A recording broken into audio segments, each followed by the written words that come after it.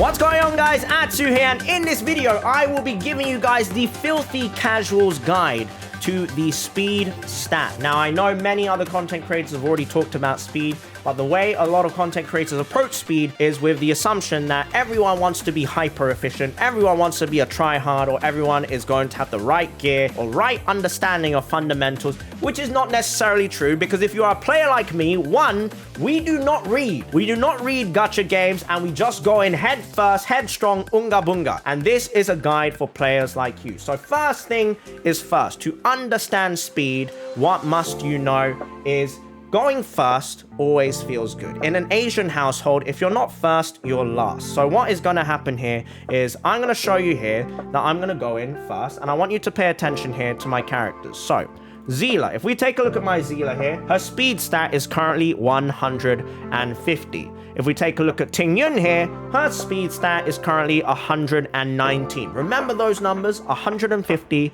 and 119. What you're going to see here is, oh, who has a first turn here? Me.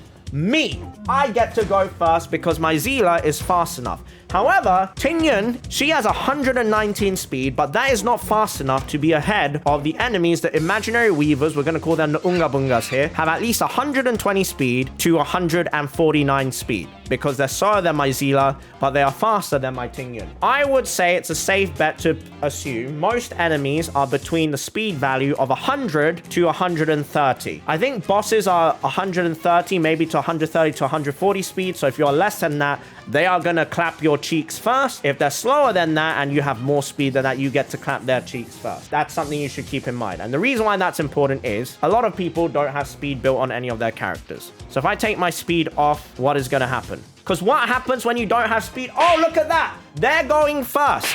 Oh, look at that. They've gone first. And just like that, my Ting Yun is already half HP. And I don't even get my turn first, right? And I have to start my turn with a half HP Ting Yun. So I've already had my cheeks preemptively clapped. That doesn't feel good. So one thing about speed is how quickly you get to take your turn in comparison to your enemies as well as your allies. So you need to focus on the left-hand side of the screen now. This is the action queue. And if you have no numbers on your action queue, the way to enable the numbers is you just go to your settings over here, whether to display the character's action value during a battle. The lower the number is, the closer they are to taking their turn. Once you hit the number 0, that's when you will be taking your turn next. So Zila's going to take her turn next, then Serval, etc., etc. And you can see the big value difference in the numbers here. Basic description of speed is, the quicker you are, the quicker your turn is going to happen again. And why is that a good thing? Well, if you are struggling with gaining skill points to use your skills, the more turns you have, the more you can just give away an extra turn to stack up another skill point. The more you're able to attack in a singular battle, the more ultimates you're going to be able to use, because the more times you have your turns, the quicker you're going to be able to stack up your ultimates. And the biggest thing is you're going to be able to spam your normal attacks or your skills to break shields. Now in this game, breaking shields is going to be very, very, very, very important, because when you break a shield, you do a lot of extra damage to the enemy. You slow down the enemy. It means they're not likely to have a big turn against you. So speed is always going to be super useful. Now, a question that a lot of people are going to have is speed versus damage. Which one is better, speed versus damage? Well, my logic here, guys, imagine this dude right here that I'm about to attack. Do you think I'm going to be able to one-shot him, guys? I think I'm going to be able to one-shot him. Okay, so cut. Now, this is the whole narrative of speed versus damage, and it really depends on how you play your game and what you're doing, what you're trying to go up against. But the logic that I have here, if you have enough damage already, there are diminishing returns on damage, and there's also diminishing returns on speed. So if we have our friend here, we're going to call him Jeremy. Jeremy is incidentally the one editing this video. If Jeremy has 3,000 hit points and I deal 1 million damage, I'm literally wasting 997,000 damage, right? That 997,000 damage extra is completely and utterly worthless. It's the same result as me doing 3,001 damage, right? So if I kill this guy, like, clearly, I have more than enough damage. There's no need for me to keep building damage and damage and damage and damage. If anything, you want to have a good balance of speed and damage. Goodbye, Jeremy, by the way. We're going to kill Jeremy Jr. here as well.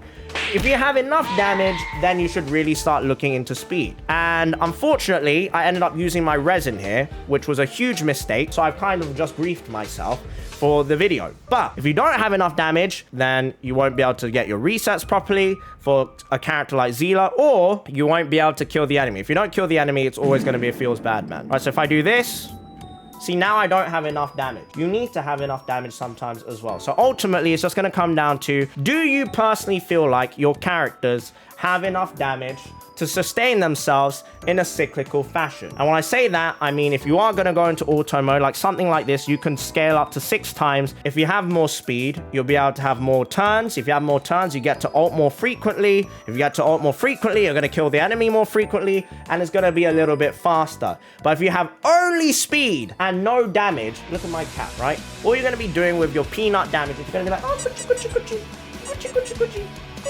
and you're literally you're just tickling them. My cat doesn't care. I'm not gonna hit my cat, obviously, but the comparison, the analogy I'm making here is if you have damage, it will be like, huh! And then the cat is gonna be angry.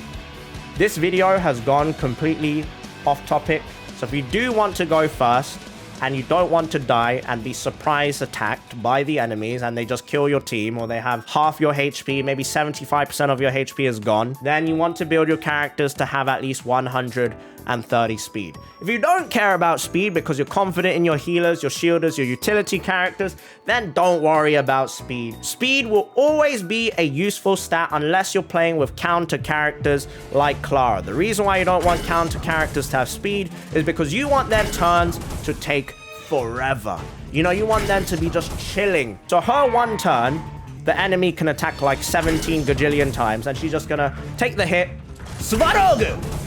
Svarogu! You know, and just like keep beating the crap out of the enemies. The other thing some people don't get is that follow-up attacks do not count as turns. So ults don't count as turns. Zila's extra turn, even though it is called an extra turn, doesn't actually count as a traditional turn.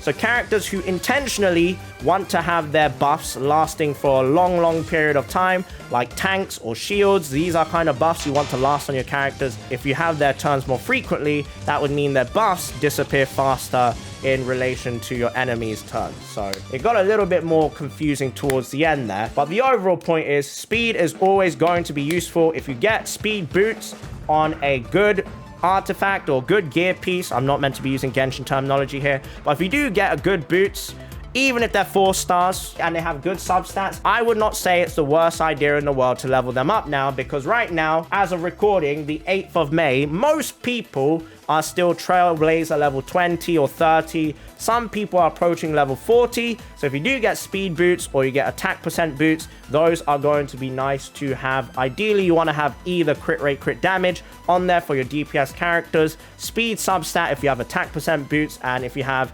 speed boots as main stat, then you want to have attack, crit rate, crit damage down there as well for your damage dealing characters. But overall message is speed is very useful. So speed is a good stat. It allows you to take more turns. More turns means you can break the shield more frequently. You can charge your ultimate quicker. You can restore your skill points quicker for other allies who might be slower. So speed will always be useful for 95% of characters in the game. So build speed.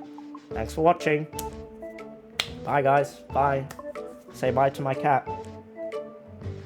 Jojo, say bye. Jojo, say bye. Say bye. Speed is the truth, guys. Speed is the truth.